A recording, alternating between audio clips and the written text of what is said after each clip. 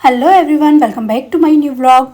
आई hope आप सब अच्छे होंगे और मैं भी बहुत अच्छी हूँ। तो गाइज़, बहुत दिनों के बाद जो है वो मेरा व्लॉग आ रहा है आज, क्योंकि बहुत ज़्यादा मेरा मन कर रहा था व्लॉगिंग करने का।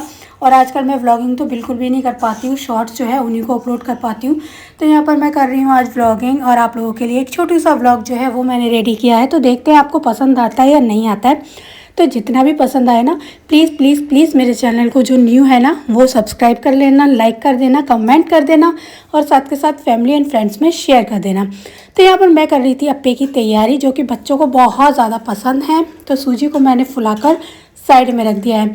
और अप्पे जो है वो मैं अभी नहीं बनाऊँगी, थोड़ी देर के बाद बनाऊँगी, मतलब दोपहर के टाइम बनाऊँगी।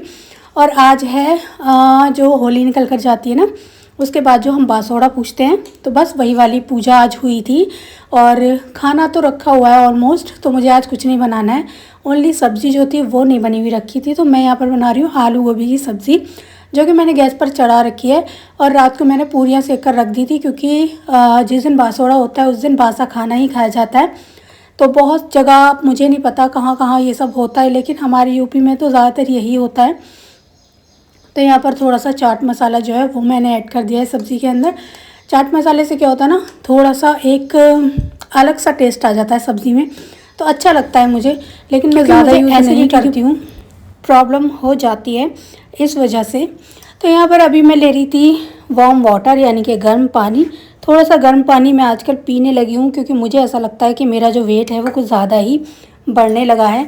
तो इसको मैं किसी तरह से कंट्रोल करना चाहती हूँ। अभी जल्दी से रिसेंटली में आने वाली है मेरे देवर की शादी, तो मैं सोच रही हूँ कि थोड़ा बहुत जितना हो सके उतना मैं घर पर ही, घर की चीज़ों से ही थोड़ा बहुत वेट लॉस तो कर ही लूँ। देखते हैं कहाँ तक कारगर होता है। वैसे मेरा वेट लॉस होता ही नहीं है, पता नहीं क्यों नहीं होता, मैं कितनी भी कोशिश कर लूँ, लेकिन वेट मेरा लॉस होता ही नहीं है। गेन ज़रूर हो जाता है लेकिन लॉस नहीं होता। तो यहाँ पर मैं बना रही हूँ मूंगफली की चटनी, जो कि हम खाएंगे अप्पे के साथ। बच्चों को बहुत ज़्यादा पसंद है, बच्चे बहुत ज़्यादा पसंद करते हैं मूंगफली की चटनी। वैसे मैं हरी चटनी भी बनाती हूँ, लेकिन उनको मूंगफली की चटनी ही ज़्यादा पसंद आती है। तो यहाँ पर मैंने मूंगफली के कुछ कच्चे दाने मंगाए थे शॉप से, और इनको मैं ना थोड़ा सा रोस्ट कर रही हूँ, ड्राई रोस्ट कर रही हूँ। क्योंकि इनसे क्या होगा, इनको ड्राई रोस्ट करने के बाद इनका जो ऊपर का छिलका है ना वो अच्छे से निकल जाएगा। तो जितना हो सकेगा मैं उतनी कोशिश करूँगी कि ज़्यादा से ज़्यादा दानों का जो छिलका है ना उनको मैं रिमूव कर सकूँ। देखते हैं कितना हो पाएगा, क्योंकि गर्म गर्म ही करना पड़ेगा। और मेरे तो हाथ जल जाते हैं, बस मैं क्या ही बताऊँ, लेकिन काम तो करना ही है यार। हाथ जले चाहे पैर जले, काम तो काम ही होता है। तो यहाँ पर रोस्ट हो चुके हैं मूंगफली के दाने, और अभी मैं इनका छिलका जो है उनको हटा लेती हूँ। तो कोशिश कर रही हूँ कि ज़्यादा से ज़्यादा जो दाने हैं उनका छिलका मैं हटा सकूँ। और इनको ना मैं यहाँ पर रिमूव नहीं करूँगी, क्योंकि अगर मैं इनको सिंक में रिमूव करूँगी सारे छिलकों को, तो मेरी सारी सिंक जो है ना वो गंदी हो जाएगी, और फिर मुझे अगेन उसकी सफाई करनी पड़ेगी, जो कि मैंने अभी की थी। तो यहाँ पर मैं सोच रही हूँ कि इस तरीके से मूंगफली के छिलके निकालने के बाद मैं घर के बाहर जाके, मतलब अपने गेट पर जाकर, और इनको फूंक मार मार के अच्छे से हवा में उड़ा दूँगी। तो इससे मेरी मूंगफली के दाने जो है वो अच्छे से क्लियर हो जाएंगे, साफ़ हो जाएंगे, और मेरे घर के अंदर भी। यहाँ पर बना रही हूँ मैं मूंगफली की चटनी, जिसको मैंने अच्छे से, आप देख सकते हो छिलके जो है ना उनको मैंने हटा लिया था। और इसके बाद में 2 हरी मिर्च, थोड़ी से करी पत्ता, साथ में ना सादा वाला जो नमक होता है वो वाला मैंने इसमें यूज़ किया है। और साथ में मैंने इसमें ऐड कर दिया पानी। तो आप पानी है ना अपने हिसाब से ऐड कर लेना, जितना आपको लगे कि चटनी पतली हो गई है या फिर गाढ़ी हो गई है, उसके हिसाब से आप इसको ऐड कर लेना। तो चलिए बना लेते हैं फटाफट से अपनी मूंगफली की चटनी। और इसके साथ में बनाएंगे हम अप्पे, लेकिन वो बनाएंगे थोड़ी देर के बाद। तो यहाँ पर गाइस मूंगफली की चटनी जो है वो बनाने लग गई हूँ मैं। और इसके अंदर मैंने बाद में थोड़ा सा ना 1-2 जो लहसुन की कलियाँ होती हैं वो भी ऐड की थी, वो मैं बताना भूल गई थी वीडियो में। तो मैंने सोचा चलो वॉइस ओवर में बता देते हैं, कोई बात नहीं है। थोड़ा सा नमक, थोड़ी सी लहसुन की कलियाँ, ये सब भी मैंने इसके अंदर ऐड किया था। और जब मैं इसको पीसने लगी ना, तो मुझे ऐसा लग रहा था कि मैंने मूंगफली के दाने कुछ ज़्यादा ही क्वांटिटी में ले लिए।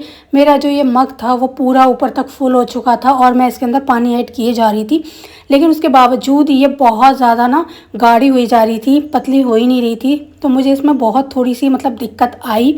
तो मैं बार बार इसके अंदर पानी जो है वो डाले जा रही थी। तो आप ये गलती मत करना, थोड़े से ही दानों से आपका काम हो जाएगा और काफ़ी अच्छी चटनी बनकर रेडी हो जाएगी। मैं हर बार क्या करती थी, मैं जब भी बनाती थी तो मैं थोड़े से दाने लेती थी, उनकी ही बनाती थी। तो वो मूंगफली की चटनी हमारे यहाँ थोड़ी कम पड़ जाती थी खाने में, क्योंकि मेरे बेटे को बहुत ज़्यादा पसंद है। तो वो कई बार में मूंगफली की चटनी ले लेता था, तो इस वजह से और लोगों के लिए थोड़ी सी कम पड़ जाती थी। मैंने सोचा कि चलो इस बार ज़्यादा बना लेते हैं, तो ज़्यादा के चक्कर में मेरा हो गया बुरा हाल। तो अभी आ गई हूँ मैं अपने कमरे के अंदर, और यहाँ पर आज मैं कर रही हूँ कमरे की धुलाई, मतलब दीवारों की धुलाई कर रही हूँ अच्छे से।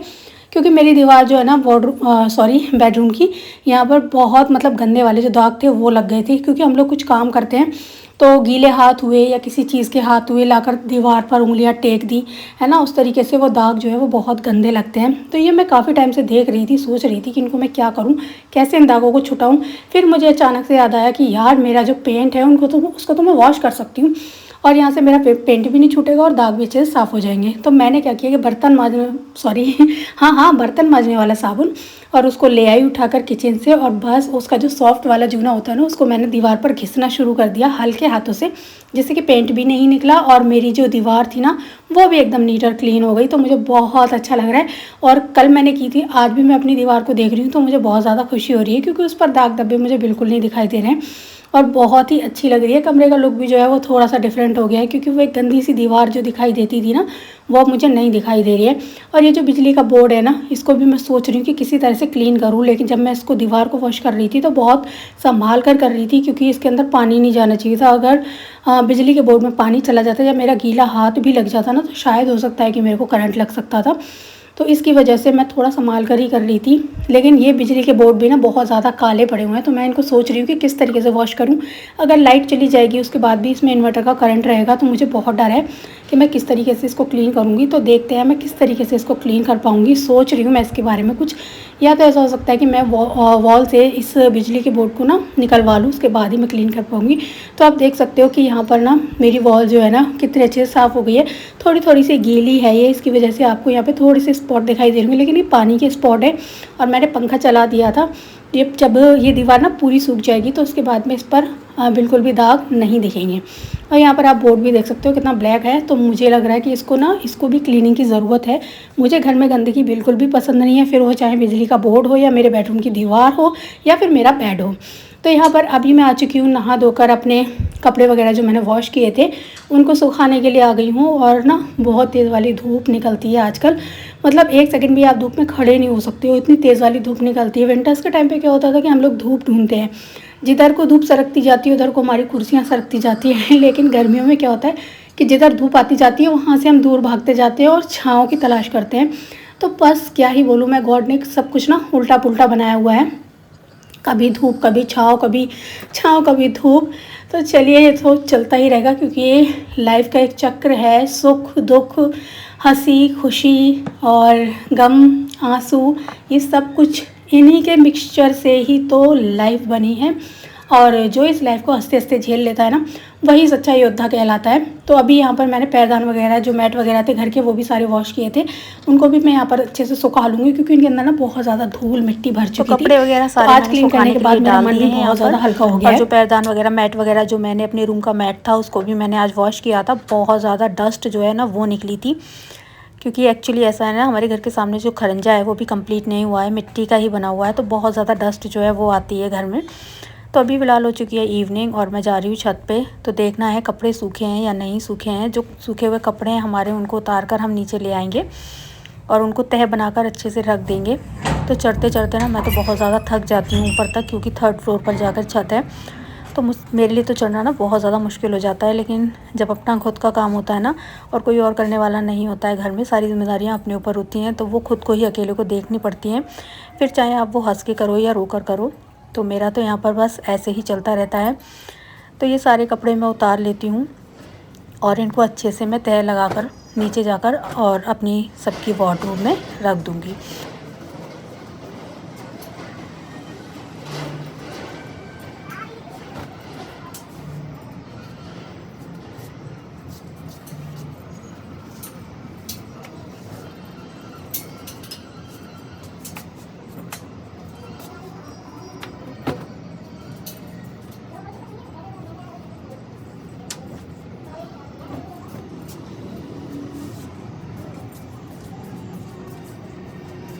Welcome back to my channel Akshadi vlogs. I hope आप सब अच्छे होंगे और मैं भी बहुत अच्छी हूँ। तो अभी ना फ़िलहाल घर का काम जो है ना वो सारा कंप्लीट हो चुका है और मैं छत पर आई थी कपड़े उतारने के लिए। जो कपड़े आज वॉश किए थे सुबह, तो सोफ़े के कवर वगैरह, कुशन कवर जितने भी थे, आज बेडशीट वगैरह जो भी कुछ गंदी हो रखी थी उन सभी को वॉश कर दिया है। और मतलब एक तरह से बोलूँ ना तो टेंशन थोड़ी सी मेरी फ्री हो गई है, क्योंकि रोज़ मैं देखती थी, रोज़ सोचती थी कि आज इनको वॉश कर लेती हूँ, इनको वॉश कर लेती हूँ, बट नहीं कर पाती थी। कुछ ना कुछ काम ऐसा निकल ही आता था कि पूरा दिन ऐसे ही हो जाता था, बिल्कुल भी कपड़े वॉश नहीं हो पा रहे थे। लेकिन आई एम सो हैप्पी कि आज मेरा जो काम पेंडिंग पड़ा हुआ था ना वो मतलब ख़त्म हो गया, कपड़े सारे वॉश हो गए। कैसा रहा सभी लोगों का बताइएगा कमेंट्स में। और मैं होली का जो व्लॉग है ना वो मैं नहीं रेडी कर पाई किसी वजह से। तो ये ज़रूरी नहीं है कि हम जो चीज़ चाहें वो हमें मिले और जैसा हम चाहें वैसा हमेशा होना ही होना चाहिए, नहीं होता है। कभी कभी कुछ चीज़ें ऐसी होती हैं, कुछ काम ऐसे होते हैं जो हमारे विपरीत ही होते हैं, हम जैसा चाहते हैं वैसा कुछ नहीं होता। कभी कभी ना लाइफ भी ऐसी हो जाती है कि हम जैसी लाइफ चाहते हैं वैसी हमें नहीं मिलती है। कुछ चीज़ें होती हैं जो शेयर नहीं की जाती हैं, हम चाहते हैं कि उन्हें अपने फ्रेंड्स में, फैमिली में शेयर करें, लेकिन नहीं कर सकते हैं किसी वजह से। तो गाइज़ बस इतना ही बोलूँगी, खुश रहिए। और वैसे बोलते हैं अगर कोई तकलीफ़ है तो उसको बांटो, बांटने से तकलीफ़ कम होती है। लेकिन क्या होता है ना, आजकल तकलीफ़ जो है ना वो बांटने से ना मजाक बनता है, ऐसा मुझे लगता है। क्योंकि लोग हैं ना आपकी तकलीफ़ पहले सुन लेंगे, सुन तो लेंगे, ज़रूर सुनेंगे, बहुत ध्यान से सुनेंगे, लेकिन क्या होगा ना बाद में उसका मजाक भी उड़ाएंगे। और जिसको आप तकलीफ़ बताओगे ना सबसे पहले वही आपका मजाक उड़ाना शुरू करेगा और सारी दुनिया में बहुत जल्दी वायरल कर देगा। तो बस इतना ही कहना चाहूँगी कि ज़िंदगी में उतार चढ़ाव लगे रहते हैं, दुख सुख और तकलीफ़ों का नाम, इन सब चीज़ों का संगम ही जो होता है ना वही लाइफ होती है। और इस लाइफ को जो हंसते हंसते जी लेता है ना बस वही सच्चा इंसान होता है। रोने से क्या होता है ना, रोने से कुछ नहीं होता, ठीक है ना। अगर कोई दुख है, कोई तकलीफ़ है, आप रोओगे, दुखी रहोगे तो उससे क्या होगा, आपका दुख, आपकी तकलीफ़ और ज़्यादा बढ़ जाती है। अगर आप हंसते हंसते टाइम काटोगे तो चलिए ठीक है। अभी मैंने बातें बहुत सारी कर ली आपसे, आज मुझे ऐसा लगता है, और बहुत टाइम बाद मैंने व्लॉग बनाया है, क्योंकि व्लॉग बनाने का तो बिल्कुल मन ही नहीं करता है। जब चलते ही नहीं है तो फिर बनाकर करूँ ही क्या मैं। पता नहीं यार लोगों की वीडियो कैसे चलते हैं, मुझे नहीं समझ आता कि क्या है यूट्यूब का एल्गोरिदम, मेरी समझ से तो बाहर है भाई। अगर किसी को पता हो तो बता देना। फ़िलहाल अभी मैं जाती हूँ नीचे, और आज का ये छोटू सा व्लॉग जो था वो मैंने बहुत दिन बाद आप लोगों के लिए शेयर किया है, क्योंकि होंगे 2 4 5 लोग ऐसे जो शायद मेरे व्लॉग का इंतज़ार कर रहे होंगे। कह तो नहीं सकती हूँ मैं कि कोई देखता भी है या नहीं, या किसी को वेट है भी या नहीं, पर चलिए ठीक है। आई होप सो वीडियो आपको पसंद आया होगा। वीडियो पसंद आया चैनल को सब्सक्राइब कर लेना और साथ के साथ अपने फैमिली एंड फ्रेंड्स में शेयर भी कर देना। तो चलिए गाइज मैं मिलती हूँ आपको नेक्स्ट वीडियो में, तब तक के लिए बाय बाय, टेक केयर, अपना ख्याल रखिएगा।